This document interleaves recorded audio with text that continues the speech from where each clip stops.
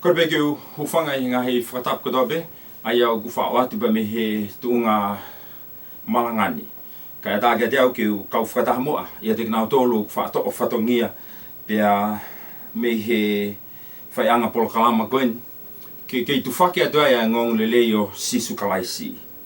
Ko be ke tau aru ke o tua i he lotu. E o tua mau whawhetai mau whamalo ke a Fiona.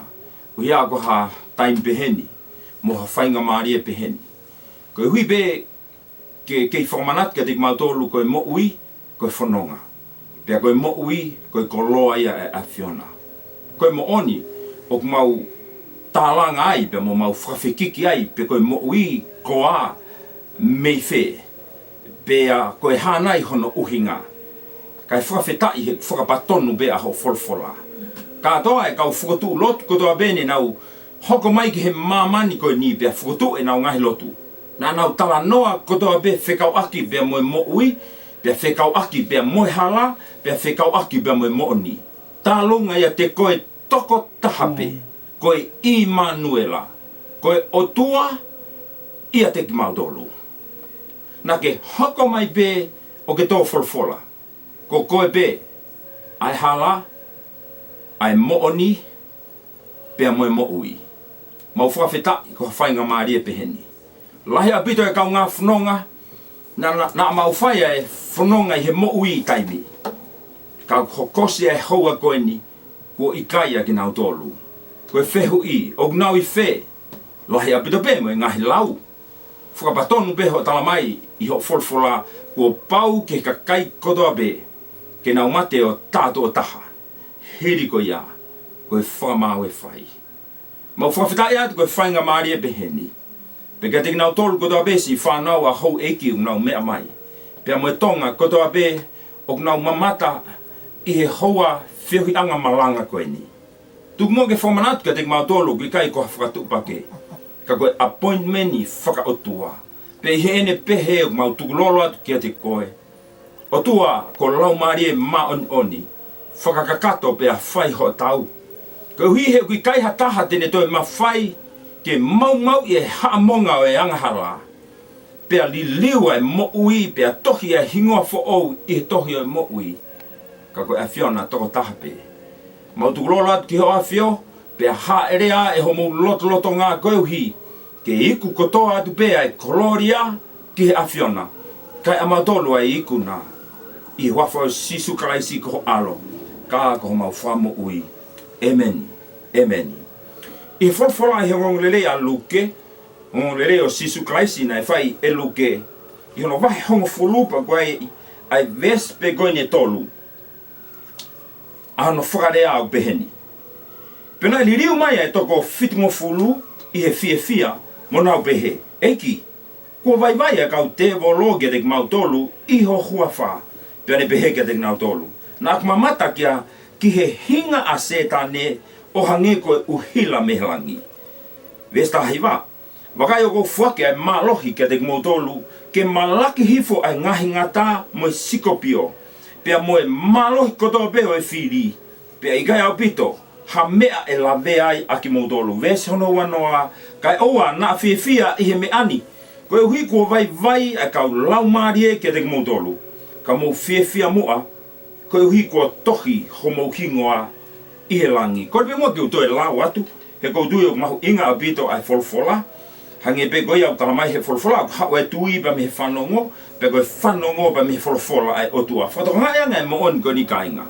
Koe tui o ku hau pea mea whanongo, ki ha whahinga mea pe. Ka ngu mea e tui koe o whakamakatu unga to tonu koe ai kune whaia liliu mo oni i he mo ui, taha pe mea ai hau mea ai, koe wholwhola ai otua.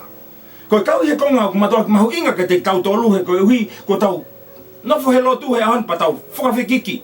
Koe tohi tapu e asas whe, pa moe tohi tapu e asas whe.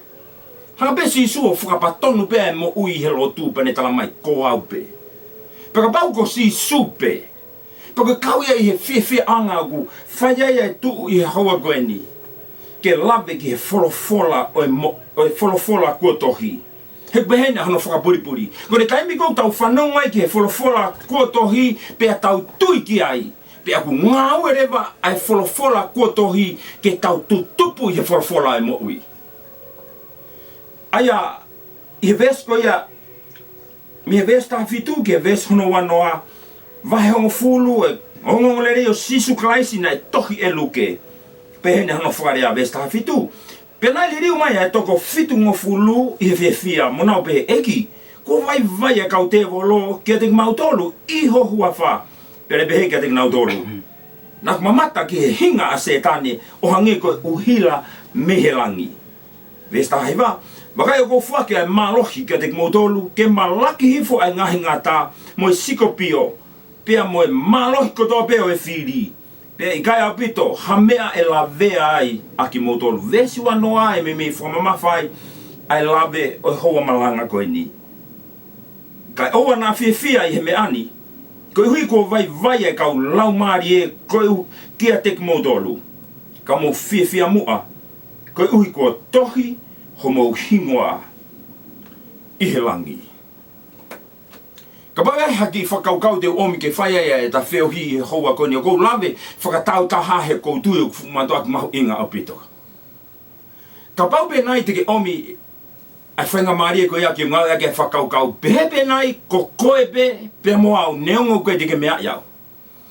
Pehepe ko ku kau mea whawhare koe.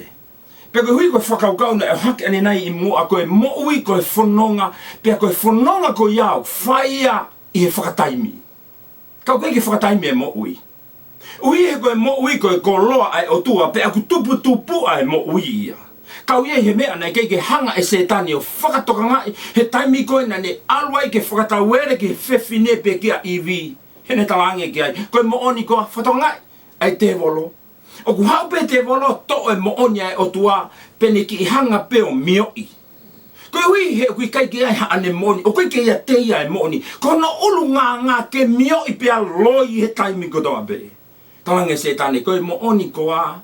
Ko tala he o tuake o te mo kai i he akau e ilo e lelei mo e kowi whanong he taria i vitangi i vi io ko tala he o tua koe aho te maalaki ai koe mo oni te mamate talange setane o kui kai mo oni koe ui he ku awhio he o tua koe aho koe te mo kai ai me fuakau koe mo oni e aho mo mata pea te mo ta tautof pe mo e o tua mo ilo e konga i mo oni o ku loi kotoa peia.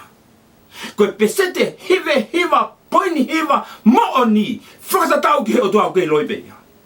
Koe nei kai pe pesete te au mooni ki he o tua o ki kai mooni ia. Koe hui hena e matua ki hawhaka mahino ia he mooni koe ni. A pe koe ai fofonga o ulaki tangatapa mo e ulaki whewhine. Mea whika ulaki na e mooni. He o kalamai na e a hona mata. Ki loi e palomesi whikaua koe nei whai he te volo na e loi. He koe hui nei tawangi. He kei ngata e a koe ho mo mata. Pea mo ilo a lele imo e kovi. Pea te mo ta tau tofu beba mo e otua. Mo meai. Hangepe koe au meai. E hatau kei folfola. A pe koe mata o iwi mo atama. O ilo ai lele imo e kovi. Pea i kai ke na whakatoka ngai ki na wang na otua. Ka na whakatoka ngai ko na telefua. Whehu i, hai uhinga na na whakatoka ngai ai, ko na telefua, tari whakatohi tāpū o beheni, ko ne mawahe koe mihe lotolotonga o e otua, ko ne mawahe ia mihe nau, ae koe pūri ai e tau telefua, ko uhinga ia e mate, ko e fui lea mate, ko e mawae pe ko e mawahe. Kono uhinga ia tau whakatoto ai ke tanu e tau ngahi, mea whakaeiki he ko e ui ka pau e kei tuk fualoa. E iai hono nā nunga, e ngau e mai anunua. Koe ha, koe hui, koe sino tatau be. Ngai lau aho kua osi atu nei kei lawa whai ai whio. He koe hui au kei whe tā whiaki, ai tā ai mafu pia pamu ai toto i he ngai kā lawa pia lawa ki kei mawhana e mo ui. Kau tala mai, whia mau ke tanu, he kuha, o se mawahe ai mo ui pa koe lau maari ai kau tala mai. Na e whakafo e o tua ai e fu pia ke iefpe. Ka he momenit ko tala mai na ne ai manawa ki he kerekere. Pia tala mai pia hoko e kerekere. Koe manawa mo ui. Ko la ve be te ke tau ki he tau ves malanga ka ko tata mai be ke omi ke whaka of ke te tau tolu ai mo on koe mo ui ko loa ai o tua. Ki ro e whakaofo ko e mo ui ke te ko e bea mo au nei kei te ke whiri koe ki he mo ui pena ke te u whiri au ki he mo ui ka nai tūtu uni ki taua ki he mo ui e hai e mo ui he ko hai a mo ui ko Sisu Kraisi. Tala mai koe ki ai hato e mea ia ke te tua e mo ui taingata ka koe tangata pe kono hua wha ko Sisu Kraisi mu mea ko whakaofa ia Kraisi. Ko ne o tua koe mo tangata ko tau tupu haki hange nau lave i he uraki taimi nau ki heni ai ki he kei tupu haki i tonga na e porokalama i he leti o he kei ui koe ko setsi o pia toki liliu mai ki mun ko A370 kana e porokalama ai na e ui ai koe porokalama ahina mo sinu au taimi ko niu kei whai tupu hake pia koe e fiaftu site kotoa be whakavave mea kotoa be koe hui he hau e porokalama ni pe tono e mana tu be kai mahape nai koe valu pe koe hiva pe koe fine eiki pe koe tangata eiki o mao koe ne whai mea tala noa ma e whanau pe koe whakalea koe o kukamata ake he tangata eiki pe koe fine eiki o kune whai e tala noa ko eku whananga pongu mea i koe whananga o whananga pe whananga pe oku hau e whananga he ahani he wikeni koe taula te volo i whe ia pe koe tala koe nei whai nei pehe tokua nei o tua mo tangata kau e hingoa nei ui ko where huhun mu mea i koe hau koe ke whehui pe o kuiai ha o tua mo tangata koe tari io pe koe whehui o toko lahe o tua mo tangata koe tari whakatoi kapki ai i kai kagu whihet o tua mo tangata kaha mate pe pe ko hono hua wha ko Sisu Kraisi. Kau ia he konga ka pau te tau nofo sio ki he mala e lotu. Sai pe tangata ia he mea kotoa pe whekau aki mo e lotu. Ko e ne hau pe koe ke whakakaua Sisu ki he lotu. Palopare marewa e ha tangata. Ko hui he koe whehui kou whai. Ko e hano uhinga tuku ai pe ke tahai pe a Sisu. Ka pau koe tari ia ki he whauki he wani. Ton ke lahe ngahi hala. Keke, koe tā mai e whakaukau hange koe tā mai he hake pego a iwi mo ātama. Koe keike na o tua, kana tere fua hange koe whakatapu kua whai. Mo whakatoranga e ulunganga koe o e angahala pa me talangata a. Ilo pe koe o tere fua. Kai ke na tala pe admit o na tere fua. Mea whika ulak pe na tala mai folfolana na tui lo fiki. Whawhehu i ka deo he taimlahi. Ko e ala ki he fuufiki, he nana ngahi ha fuufiki, pe nana tō ha fuufiki. Ka kehe koe na tula e anga hala ke tau tā noa ia pe. Ui he oku tau mau e whainga ulunganga ke tau whakamalohi. Mana tiu tala mai koe ulunganga ia e kai haa, uluaki, kai haa ua, tā mate tolu koe whakaauha. Lolo tonga koe nofu koe au na whanongo ki he otua i he moko o e aho. Sa ia he whakaukau he tala mai koe moko o e aho. Ie mau tala noa koe ni pato ki kamata ahono hiki o e malanga. Na mau tala noa ki he afo e ea. Koe ki pot whanua au whae whakautua ai to e velange ia. Ka ki he tala noa ki he moko o kune ome e whahinga ongo ki he sino o kune whakawhie maali e pia whakanonga i pa moe atamai pa uiai pa whahinga nonga i he loto. Kau tala mai folfola i he moko o e aho na ana whanongo ki he leo o Sihova. Whatoranga i ai whahinga ulunganga o e talangata a koe mea o kunhanga o mai ko e rifia. Tala mai nana whanonga piko ki aipa na toitoi. Tangane, ai tala mai he folfola na e uia Sihova. Whehu i. Ha mea ui ai. Pe mo whehu i nei whai ātama. Oku kei whe. Mo mea, ne kai ui e o tua ia ko ne whe i lo, ko ne whe ma uke i lo pe kui whea ātama.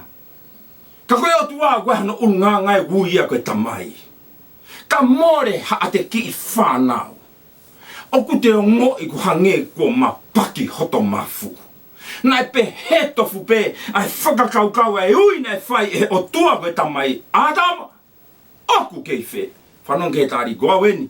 Nā whanongo ke hore o pia kou toitoi.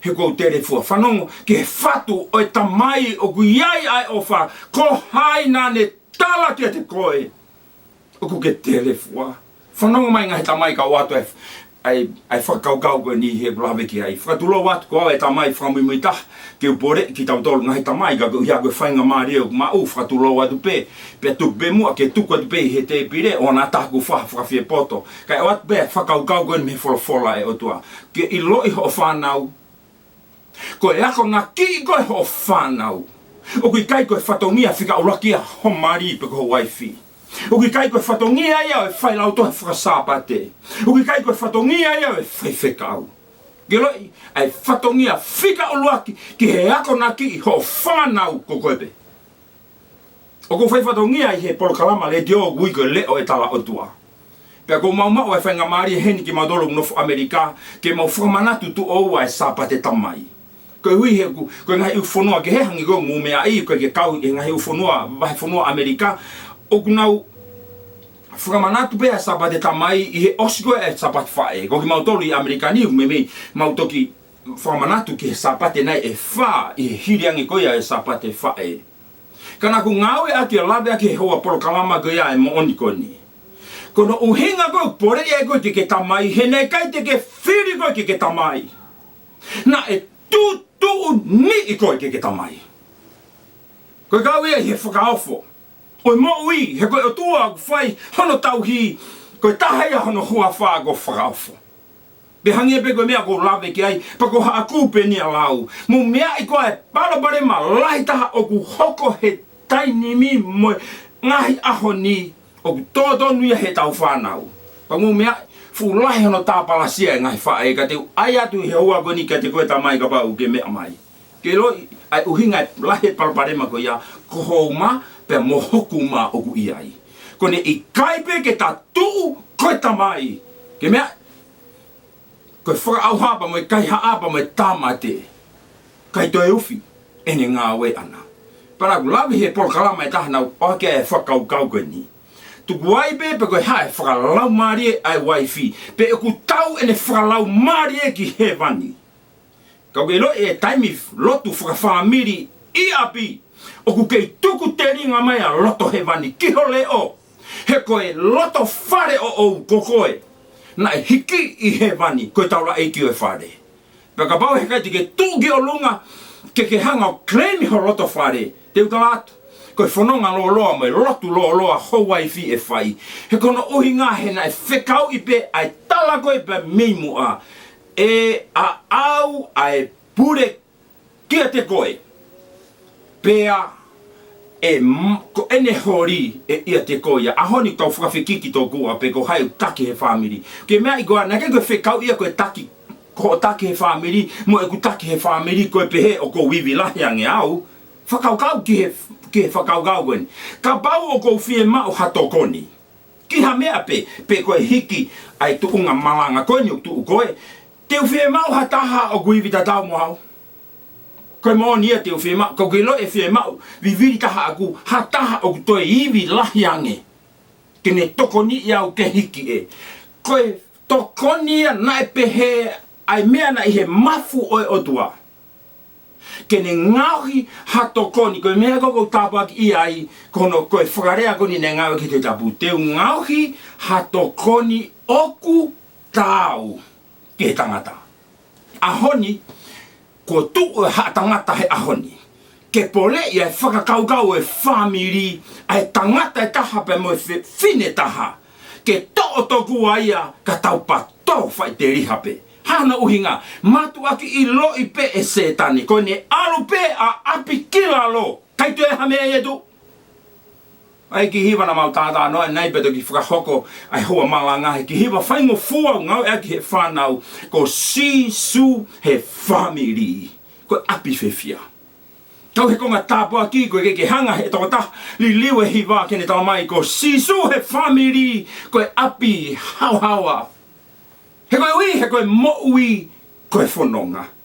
Ka koe monu ia anga o e whamiri pa mo e whanonga okwhai koe iai a sisu. Koe uhenga e whia ai whamiri, he koe iai pe a sisu. O koe iai pe a mo unga, koe iai pe a te le au whai ai whanonga ai whamiri. ka ku ke kata pea e family. Uhibe, ko sisu o ku he family, ko e fehui, ko hai o ku iho family. Teke, ko e tau hao ki he whakakaukau, ko e mo'ui, ko e whanonga. Au mai peke he tuunga ko e hangi ko e lau, tua toa e mo atama pe moena, lai lou fiki ke tua toa ki he awe o tua, mo mea i ko ape ko e haha tau toi ngā aue e whai, te tau kei teke u tua atu peke fu o tua ma oni oni. Mana tui koe o tua ni o kwhetari aki ke se lafi mi pa mo selupi mi. Ma oni oni, oku ma oni oni, oku ma oni oni, asi hova o ngai kautau. Ko reka bai omi ke whaton lea agu o beheni. Ko ki mou tolu kotoa be e kau tae ma oni oni, mou alu meheni. Ko madi omi ke to e ofiange. Ta tau e pepe ko hae lahi o e lotu teu whai. Hei kai apita pete u whakawhi mai. Heu ki kai iloa e ma oni koe u whi mao. Ke u tuwai he lotolotonga e o tua. Tua ta i mo atama mo ena ki lai lofiki. Mu mea e mea ke te au na nofo o whiwhiri ai. Koe kai tari he o tua e lai lofiki. Kai whai he o tua e laki whi lau lau ke te au pa mo whaton lea u whai koe taipea pe koe tuhu ki kare vare. Tala mai, na e whakakofui aki e he otua, pe na e ngau he otua, me he kiri i manu ai kofu, ke whakakofu aki a iwi mo atama. Whakakaukauange, pe koe hae monu manu, na e kai ai hane kovi ana. Kana e whei lau i he otua. Koe uhi pe e kapusi a iwi mo atama, me hano loto ngahe ma oni, kau ke sio, koe hangaini o hono hanga he o tua whakatutu ai mea gongu ne tala mai o kune awhioi ai ngata anga pa me he kamata anga. Whakakau kautokua se tani e hao whai e ne anga tu u ke ne hanga to e siweri koula ai o tua kui whaahinga e tangata panete pene pe he tokua kui kuna. Kai keke ne hanga o lave i loa ko hono sila ia a hono i taniti pe mo ene auha o osi e hanga awhioheri. Whanonga ke taimina e tala e tau te a. Ko koe, te ke kaia e maa he kakawa o mata. Tala ke whinimutu a whiwhine hu whangai whakatapu, te ke whanau i he mamahi. Ko ne taimina e au mai ke he ngā tāna e tānge, te ke olo aki hoke te i he toenga ho mo ui. Pia tala ia e pal ai ki kite koe ni.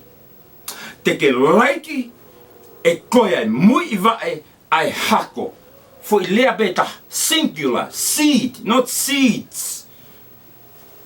Koe mea ia ku whakaofu he toi tāpū ka pai te mou sio whalelei koe fuafua taimi bea pa kone o si bea. Neke kia toi hako ia hawhi whine. Koe toenga kotoa e toi tāpū na e o ku ngaua ke kupui lea koni. Pea koe hako o e balahame. Pea koe hako o atama. Pea koe hako o hai. Ka i he kamata anga. Na e ngaua ke he o tua ke ne silai ai pele tū kano i mata hono fofonga.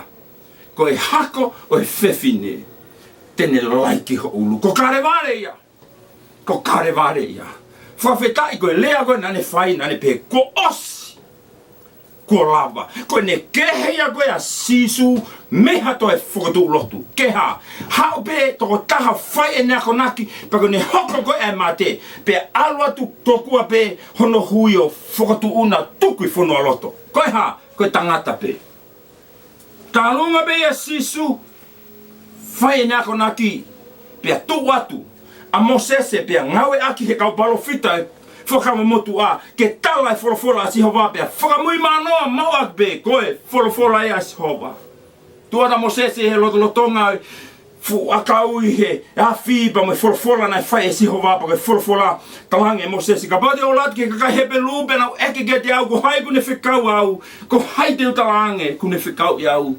Whanongo ke wholofola, Alberta lau, whekau pe koe e he koau. O se o te ngai sentuli lahi me ai, hoko mai ai i Manuela. Pe koe ni ane wholofola.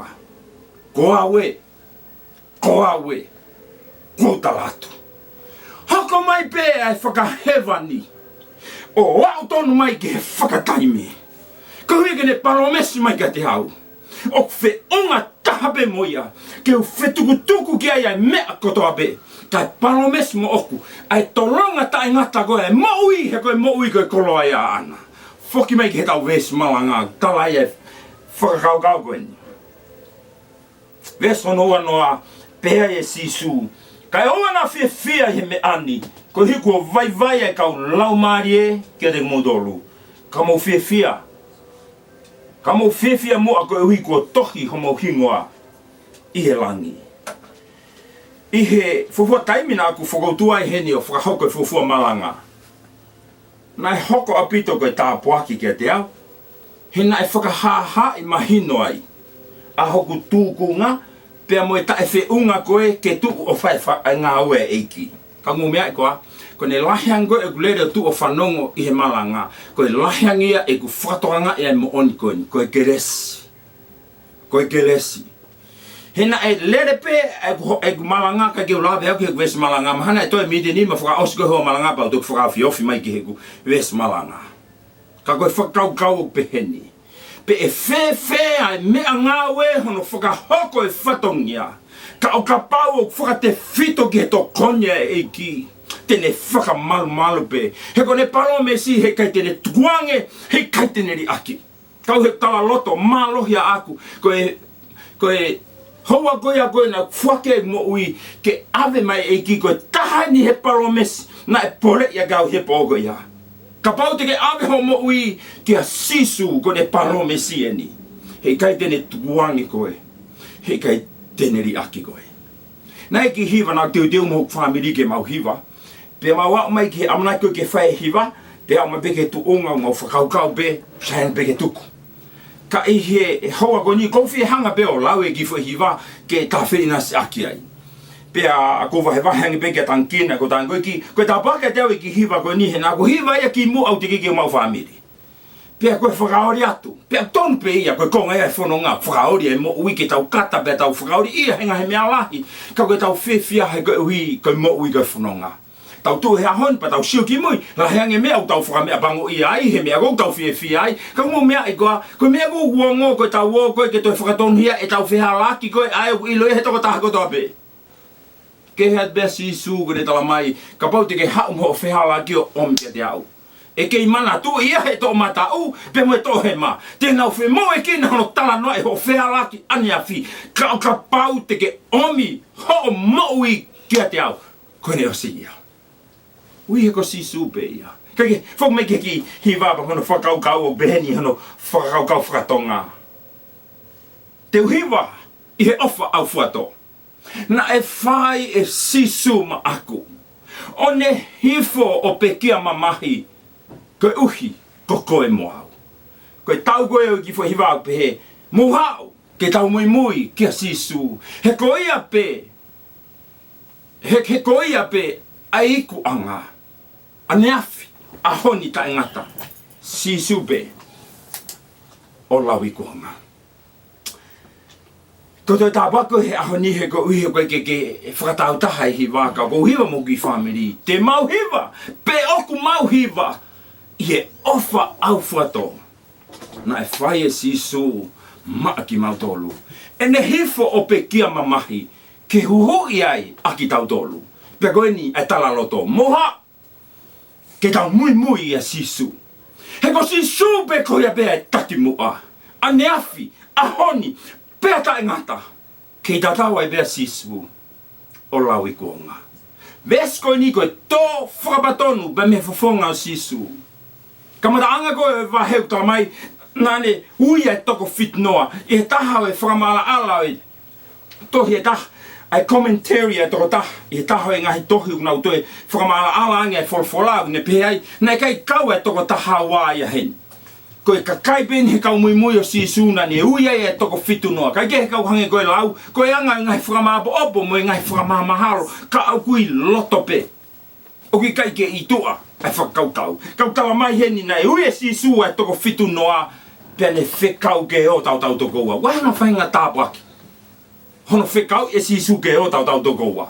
Ulu aki, kua pau ke toko ua, ke hui ke whai e whetokoni aki. Pea toi fungani atu i he whetokoni aki, kua pau ke whakamooni ki he lao pe koe whono. Koe whakamooni e toko wabe e toko whakotuu, koe mooni. Koe whakamooni e toko tahau koe ke whukumalohi whewhe.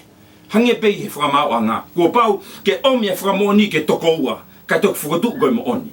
Pe neonga pe mo oni e fra mo oni e toko taha. Kai ke tu uia koe mo oni he toko taha pe ia. Ke tau mai e hen hono tala koe si su pe ne fra ma fai ki nau tolu ke nau alu. Pe nau fai e ngahi ngāwe. Fra to ngai. Ai fe kau koe ke nau alu. Ke tala koe pure anga e otua. Ko wawe ke hoko mai. Mu mea i koa. Nē kai tonu ke hoko mai pure anga e otua. He koe aho koe nei whiri e puka ki tau tolu. Ke tau mawahe ki tau tolu o whakalele pe tau ngahi mo ui. Nē tonu ke tuku ai pe. Kai whawhetai he koe otua ofa. Pa koe otua au koe ke ne mau i ne whakatup kotoa pe. Mea yang e hau eiki pea. Whakatoanga yang he tonga kou lawe i pea au kos mea e hau eiki. Pea lawe i he tonga toko lahi. Katoa e ngahi ume ane au tu u. Koe whakatupu ia e otua. Kau ke mea i hono mawahe i he ngahi ume an kotoa pe. Ko koe pe moa. Koe pere tu kano i mata. Ko fia pau. Kapua ki ia i whakaukau ko ia. Koe pere tu kano i mata. Nā ku lawe i he programa nā ku laki whakotua i he ni pe whatuloa i pe ke he whamiri. Nā ku lawe ke he whamiri o kou lere mea ai koe whamiri o ku ui aki ai whakatene tene o hingoa koe kai afi pe koe kai heri. Ko whaalawe pa kou mawhana he whaangawe aki he koe ne whakawhikau aki au pita pa mai ngawe o kou whai. I he kulawe whamimui taha i ngahi ui ke pēne toki o si he mau konferenise e sas whakapenteka o si na mau kawai pia nā whai whatongia i he konga e polo kalama e nā kulawe ai he mooni koe ai he whakaukau koe au peheni. Ka pau ko ki mau tolu katoa pe koe ni ko mo osi hao kotoa pe mo tolu he keresi. Ka kouau toko taha pe ai kaiheri. Ke he ku tui a aku e kei pekea pe sisu. Whawhetai. He koe wii au tala mai he folfola o i kaite ni whina ngalo. Ke more hanga. Mo mea i koa. Koe whawhetai he koe ui au tala mai heni. I he whoki mai koe ni ai kau toko fit ngofu lu. Nau fia he ola. O ngāwe nai whai. Nau sio ke ngai laumari e uri hono kapusi. Nau seo ke whamiri e whakakea ke kowhai. Ka pai om ke he ahon. Ka mu mea e koe mea o tokangai kina he malanga he ahon ko ki tau tolu kau lotu.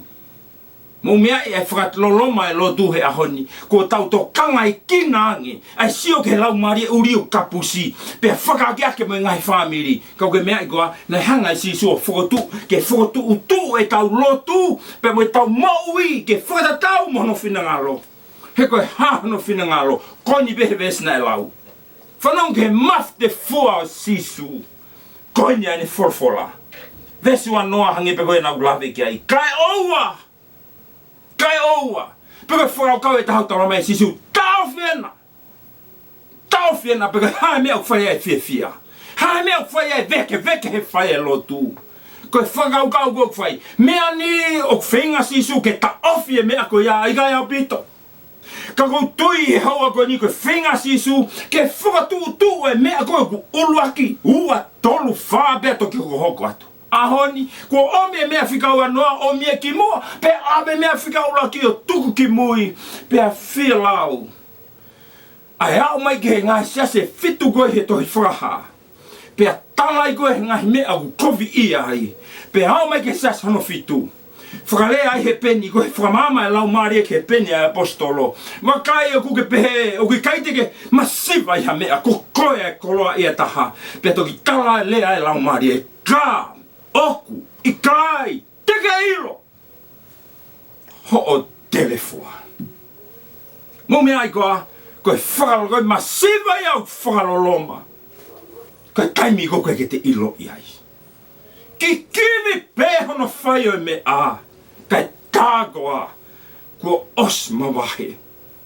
Koe whakaloloma ia e lotu. Hau mai ke vesu koe hono tolu, ke wahe hono tolu me he vesu anoa.